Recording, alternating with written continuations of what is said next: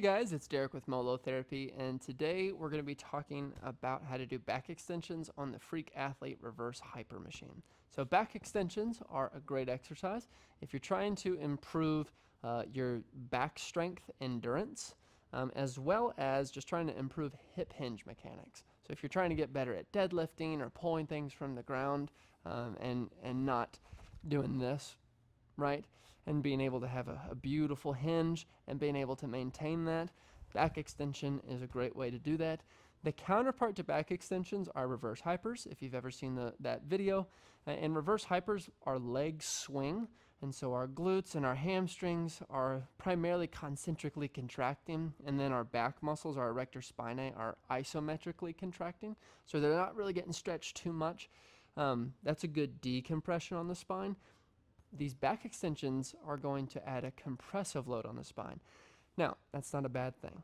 It's good to have compression, but if you are suffering from like a compression injury or back compression pain, then these might not be the best exercises for you.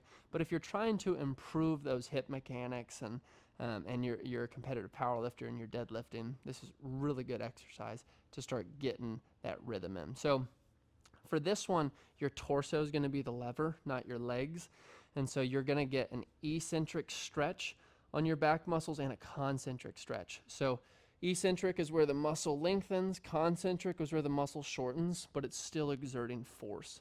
And so eccentric is where you're going to probably be a little more sore, right? Concentric, not so much. It's going to pump a bunch of blood in. But I'll show you guys how to set it up on the device, set the machine up, and then I'll actually show you how to do the movement and what reps you probably are shooting for. So you can go ahead and take this pad off. If you need to, you can use it, but I don't typically use it when I'm doing back extensions. And then you can grab this gray lever here. You're going to pull it up, lift it up. We'll keep the back one down. I'm going to go ahead and show you guys what it looks like all the way lifted up, and then you can degress it as you need to. And we're going to go ahead and take off this big pad.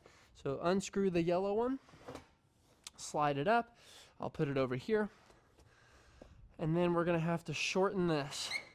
So I'll unlock this red, pull it apart, lower down, mainly there. You're going to have to experiment where this pad needs to be.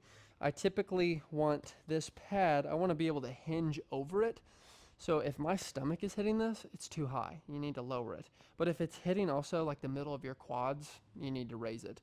So I'm typically usually around a 6. So I'm going to screw it in super tight. Then I'm going to get on it like so. And so I don't mind that it's a little lower on mine. Maybe you want to raise it up. That is perfectly fine. But my feet are locked in. I'm going to cross my arms like so, slowly lower. I want to relax at the bottom and then squeeze, come on up. So notice I'm trying to keep a very straight back. I'm not trying to round it like so. I'm trying to keep it relatively straight and squeeze. You're going to feel a huge stretch in your hamstrings and in your low back. If you want to, you can hold weight while you do this. If you're trying to progress it, right, you can hold your hands here.